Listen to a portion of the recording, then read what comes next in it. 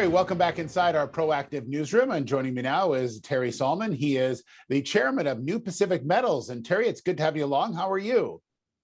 I'm good. Thank you very much. It's a nice day today. Yeah, it's beautiful out, and it's good time for an interview as well, because you've got some news out from the company and some news out about yourself as well, and we'll get out to that in just a second. But I just wanted to talk to you a little bit about your company and the work that you do, and obviously you've raised a tremendous amount of money within your company, and you work with certain mining companies, and one of those is New Pacific Metals. So, Terry, how do you sort of decide who you're going to work with? You know, I always go with the people. It's very important that I've known the people if possible, and a little bit about their background.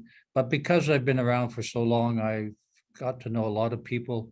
And as a result, I've cultivated those relationships over the years. And to me, it's all about people. Yeah. Do you look at a bit about their projects as well and say, hey, this, good people and good project, it makes a winning combination? Absolutely. That's exactly what happened to New Pacific. I met Rui in a coffee shop in West Vancouver when he was looking at buying this asset, and they had done some work, and he just showed me some of that work, and I was quite enthusiastic, and that was early days. That was in 2017. Yeah, and then you decided to become the chairman. So obviously everything fit to what you liked. Yes, I am not. I've been asked to be chairman of many organizations, that is mining companies, and I've turned them all down except this one. Yeah. One thing about New Pacific is their real company motto, so to speak, or at least something they really look forward to in the company, is ESG. And we've heard a lot about that. You're a big fan of that as well, too. That's such an important part of what's going on in the world right now as far as mining. Yes, I mean, ESG has been around for a long time. It's just been it's more focused now than it was in the past. But, it has a lot to do with safety. It has a lot to do with working with the people in the community. It has a lot to do with, helping out the community as much as possible, and doing safe practices. So it's been more formalized. It's less of an issue in exploration companies, which focuses more on safety. But as you get to become a producer, it becomes a huge thing. And the liabilities are quite significant. Yeah, and I would think that what the company is doing and the operations they have within Bolivia as well is very important to that country and their future also, with jobs and economic prosperity. It is, especially a project of this size that will be a mine someday.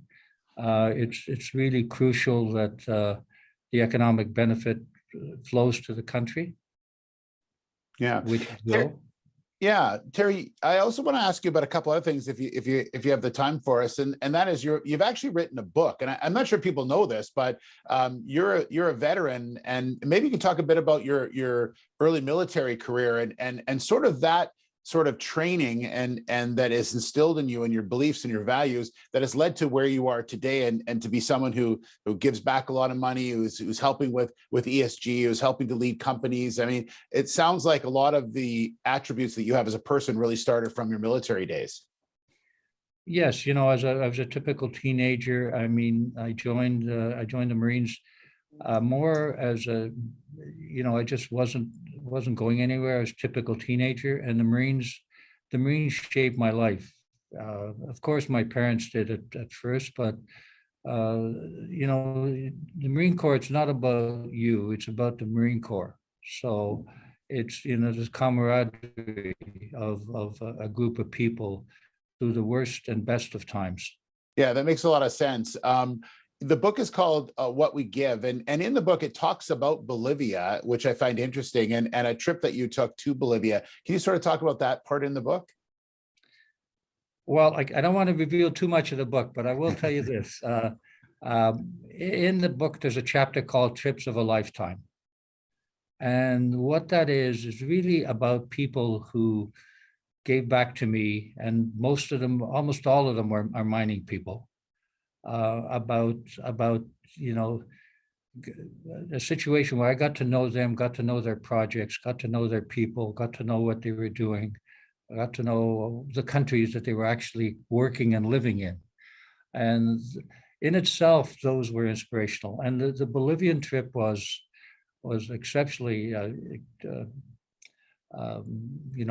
helpful to me, because I got to see what I always like to see as an early stage project in a community that is quite remote, quite high altitude. So to build something, to use the biblical adage from, like a mustard seed, go like from a mustard seed. And I think Bolivia is one of those places where you can see it in an early stage. I was fortunate enough to see it in an early stage, and someday I'll see it as a mine.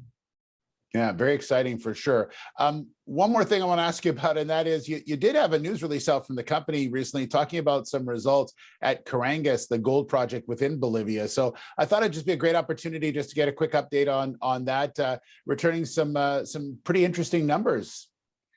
When you get grades and drill holes the lengths of these, almost 600 meters, that's pretty impressive. Including all kinds of other metals, which silver, a high grade of silver, some lead, zinc, and copper. So it's a significant, very significant drill hole, and not many people get to see this in their lifetime. So I'm pretty excited about this project. Yeah, and I guess lastly, Terry, just you've got silver sand in Bolivia as well, this project as well. It sounds like it really is an exciting time for the company right now. Is that fair to say? It is, and for the country. Yeah. It's just significant. I don't know how many employees they will ultimately employ here, but it'll be significant. Well, it's an exciting time. Thank you very much for that, Terry, and congratulations on the new book. It's called What We Give, and again, it's coming out in the fall, so people can look forward to checking that out. I look forward to having a full read of that book myself. And so, Terry, thank you so much. Great to see you. Great to see you. Thank you.